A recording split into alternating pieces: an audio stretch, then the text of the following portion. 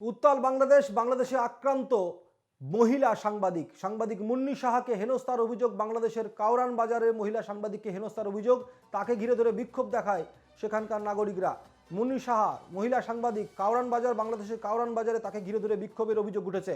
বাংলাদেশের কাওরান বাজারে মহিলা সাংবাদিককে হেনস্থার অভিযোগ, তাকে ঘিরে ধরে বিক্ষোভ দেখানো হয়েছে। আমাদের সঙ্গে এই মুহূর্তে ফোন লাইনে রয়েছেন আন্তর্জাতিক সম্পর্ক বিশেষজ্ঞ ঈশানী নস্কর। ঈশানী দেবী, আপনাকে স্বাগত জানাই এনকেটিভি বাংলাতে। ঈশানী দেবী, এবার মহিলা সাংবাদিকরাও পর্যন্ত ছাড় পাচ্ছে না বাংলাদেশে। বাংলাদেশ সরকারের তরফ থেকে বলা হচ্ছে যে সংখ্যালঘুরা নাকি নিরাপদে রয়েছে বাংলাদেশে, অথচ মুন্নি সাহা একজন মহিলা সাংবাদিক, তাকে হেনস্থার অভিযোগ উঠছে বাংলাদেশে। কি বলবেন?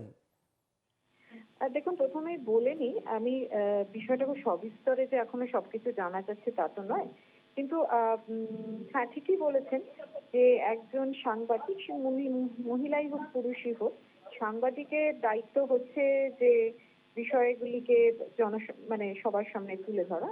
নিশ্চয়ই তিনি সেটা মাথায় রেখেই গেছেন এবং সেই কাজেই গেছেন, এবং তার জন্য তিনি যদি আটক হয়ে থাকেন, যদিও বারবার বলছি বিশদে তো এখন অনেক কিছু আসেনি, আমরা জানবো ক্রমশ প্রকাশ হয়, এটা খুব দুর্ভাগ্যজনক। এবং একজন বিদেশি সাংবাদিক আটকের ঘটনা যে নতুন কিছু নয়, তবে সেগুলো মূলত আমরা জানি চীন বা কোরিয়া বা বিশেষ করে নর্থ কোরিয়া বা আরো এই ধরনের যেগুলো কর্তৃত্ববাদী ব্যবস্থা রয়েছে, সেখানে আরো বেশি মানে ঘন ঘন কথাগুলো শোনা যায়।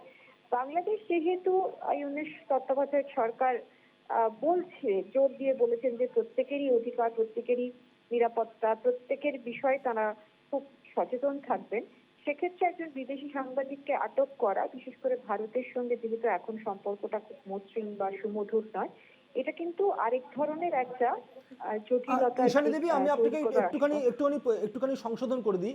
ওনাকে আটক করা হয়নি এবং উনি বাংলাদেশেই কর্মরত একজন সাংবাদিক। আচ্ছা, সেটা আপনারা এখন তাহলে বলছেন, তাহলেও এর আগেও তো বাংলাদেশ সাংবাদিক আটক হয়েছেন।